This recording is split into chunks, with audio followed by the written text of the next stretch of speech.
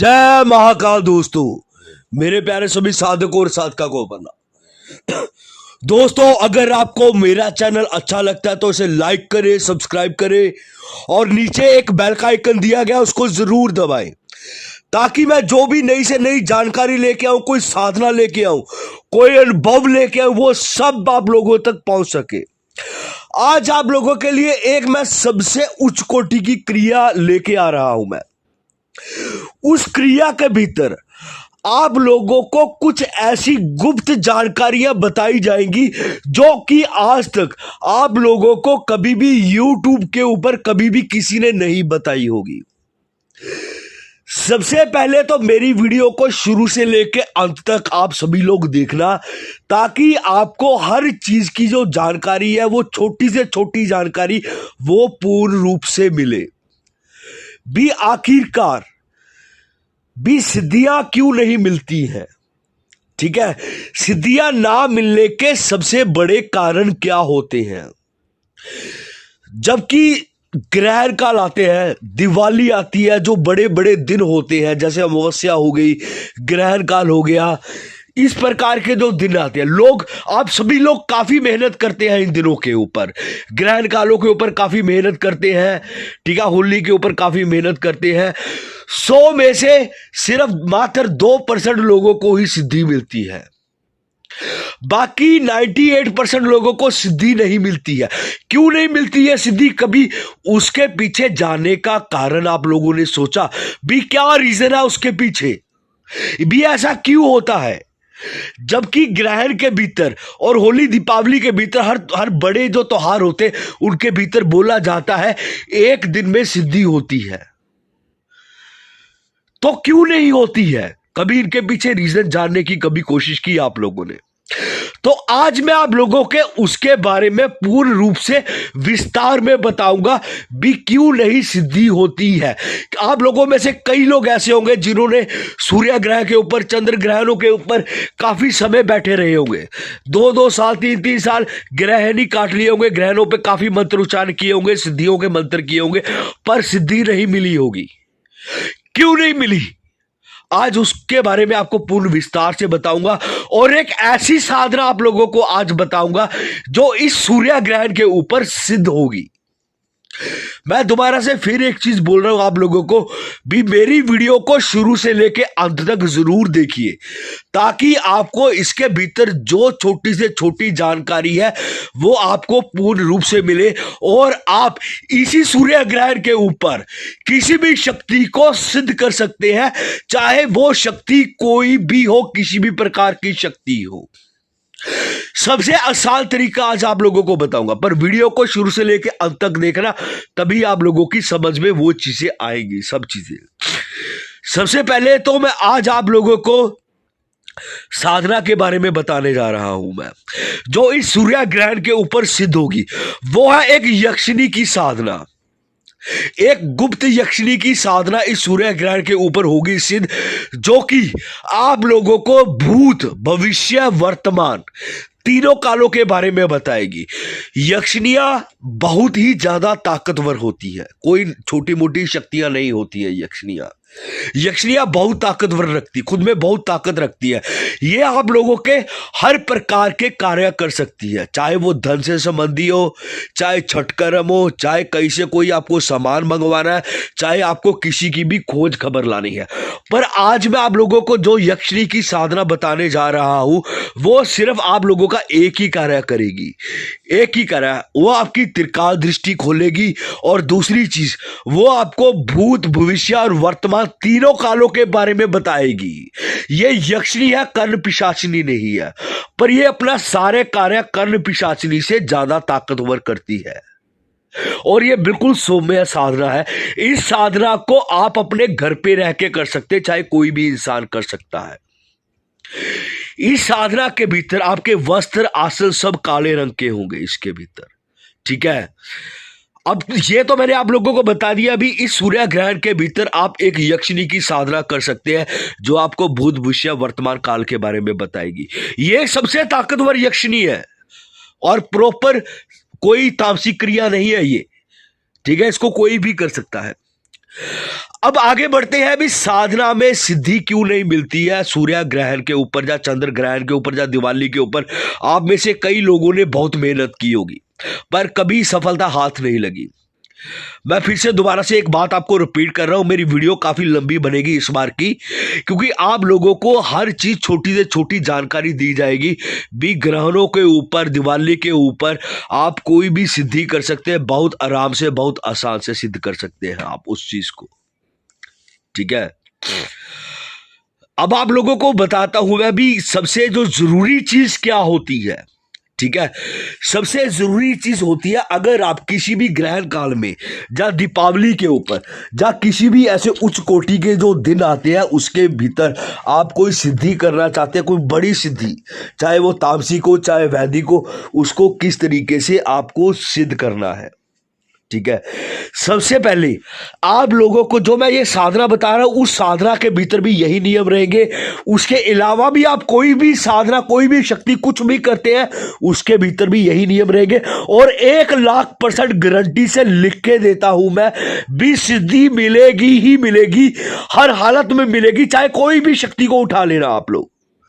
ठीक है, सिर्फ मैं अपनी साधना के लिए नहीं बोल रहा हूं, चाहे कोई सी भी शक्ति को सिद्ध कर लेना, सिद्धि मिलेगी, पर पूर्ण तरीके से। ठीक है, पूर्ण ज्ञान से। अब आगे बढ़ते हैं ग्रहण काल के ऊपर। ठीक है, जो इस सूर्य ग्रहण काल आ रहा है, इस ग्रहण काल के भीतर ये यक्षिणी की साधना होगी जो सिर्फ सूर्य ग्रहण पे ही होती है। अब बढ़ते हैं, इसको करना कैसे है। ठीक है, जितने भी इस संसार के भीतर प्राणी है, इंसान है, ठीक है, हर इंसान की कुंडली के एक नक्षत्र के भैरव होते हैं, जिनको हम जन्म के एक भैरव होते हैं। जब भी आप कोई भी सिद्धि करना चाह रहे हैं, कोई बड़ी शक्ति सिद्ध करना चाह रहे हैं, ठीक है, सबसे पहले आप लोगों को करना क्या है इस ग्रहण काल के भीतर। ठीक है, सबसे पहले आप लोगों को अपने जन्म के नक्षत्र के जो भैरव है उनके नाम का एक दीपक जलाना है। ठीक है, मैं इस चीज की गारंटी दे रहा हूं, 1,00,000% दे रहा हूं भी, अगर इस प्रकार से कोई भी क्रिया करोगे तो सिद्धि 1,00,000% आपके सामने हाजिर होगी, और वो भी प्रत्यक्ष सिद्धि होगी आप लोगों को। ठीक, पर पूर्ण ज्ञान से, हर चीज को पूर्ण विस्तार से। ठीक है, ये यक्षिणी के बारे में बता रहा हूं, वो भी 1,00,000% सिद्ध होगी। जैसे मैंने अभी बताया, हर इंसान की कुंडली के, जन्म के, हर इंसान के नक्षत्र के एक भैरव होते हैं। ठीक है, सबसे पहले साधना पे बैठने से पहले आपको करना क्या है, जब आप सारा सामान अपना रख ले, ठीक है, उसके बाद आपको अपने जो नक्षत्र के कुंडली के जो भैरव है, ठीक है, उनके नाम का एक दीपक जलाना है। ठीक है, दीपक जलाना है आपको। दीपक की जो दिशा होगी वो दिशा आपने सबसे पहले तय करनी है भी, जो आपकी नक्षत्र के भैरव है उनकी जो दिशा है, किस तरफ से, मुख की तरफ से वो आ रहे हैं। ठीक है, तो आपने उनकी दिशा की तरफ, ठीक है, जिस तरफ उनका मुख होगा, जिस तरफ उनके मुख से वो आ रहे होंगे, ठीक है, उस मुख की तरफ आपको दीपक जलाना है। दीपक की जो लो होगी वो बाहर की तरफ होगी, आप लोगों की तरफ नहीं होगी। ठीक है, उसके बाद आप लोगों को अपनी कुंडली के जो नक्षत्र के भैरव है, ठीक है, उनकी सिर्फ एक माला निकालनी है। ठीक है, एक माला निकालने से आपके जो भैरव है कुंडली के, वो आपके भैरव जागृत हो जाएंगे और आपके पास स्वयं आपकी रक्षा के लिए, ठीक है, आपके पास खड़े हो जाएंगे, ताकि कोई भी शक्ति अगर हानि पहुंचानी चाहे तो वो हानि नहीं पहुंचा पाएगी। दूसरी चीज, आपको सिद्धि में 1,00,000% ये सफलता दिलाएंगे आपकी कुंडली के भैरव। ठीक है, उसके बाद आप लोगों को करना क्या है, एक माला करने के बाद अपने इष्ट देव को प्रणाम करना है। अपने भाग्यादेव जो होंगे आप लोगों के कुंडली के अनुसार एक भाग्य के देवता होते हैं, ठीक है, उनका जो मंत्र होगा आपने 21 मर्तबा उनका मंत्र का उच्चारण करना है। ठीक है, इस प्रकार उसके बाद आपको जो अपनी साधना पे आगे बढ़ना है। अब आपको विस्तार से बताता हूं, भैरव, नक्षत्र के भैरव का दीपक जो जलाकर साधना करने से लाभ क्या होता है। उसको साधना करने से लाभ ये होता है, कई बार क्या होता है, कोई जब हम बड़ी सिद्धि करना जा रहे हैं, कुछ बड़ी उग्र साधना करने चाह रहे हैं, ठीक है, उनको प्रत्यक्ष करने में, या कोई भी साधना होती है उनको प्रत्यक्ष करने में कोई दिक्कत होती है। दिक्कत जैसे सिद्धियां जल्दी से प्रत्यक्ष नहीं होती है, तो उसी वजह से हम इस दीपक को जगाते हैं और अपने नक्षत्र के भैरव की एक माला जरूर करते हैं उनको जागृत करने के लिए। ठीक है, और इसके बाद जैसे आप लोगों को बताया, आप लोग, मैं एक छोटी सी चीज आप लोगों को और ज्ञान में देता हूं, आप लोगों को मैं इस चीज को ध्यान से सुनना, ठीक है। जब भी, ठीक है, किसी भी व्यक्ति की मृत्यु होती है, ठीक है, जब भी किसी व्यक्ति की मृत्यु होती है, उसको शमशान में जब जलाया जाता है, चिता के ऊपर जलाया जाता है, तो गौर से एक चीज आप ध्यान से सुनना, ठीक है, कई लोगों ने सुनी भी होगी। तो उनकी अग्नि की चिता से एक आवाज आती है, रू रू, ठीक है। ये आवाज किस वजह से आती है? ये आवाज इस वजह से आती है क्योंकि जब शमशान में जो व्यक्ति की चिता जलाई जाती है, ठीक है ना, तो उसको परमात्मा तक लेके जाने का जो कार्य होता है वो भैरव जी का होता है। वो भैरव होते हैं, रूरू भैरव होते हैं वो, ठीक है, जो इस कार्य को पूर्ण करते हैं।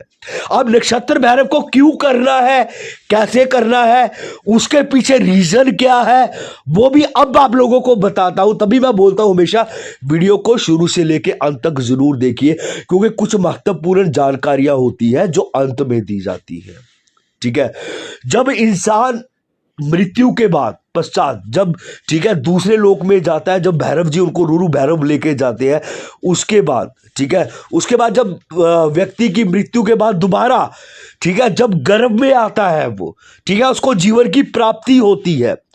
तो जो भैरव, ठीक है, ये भी कार्य भैरव ही करते हैं, ठीक है, क्योंकि जो सृष्टि के जो संहार करता है वो भगवान शिव है, और ये सभी जो भैरव है ये भगवान शिव का ही रूप है,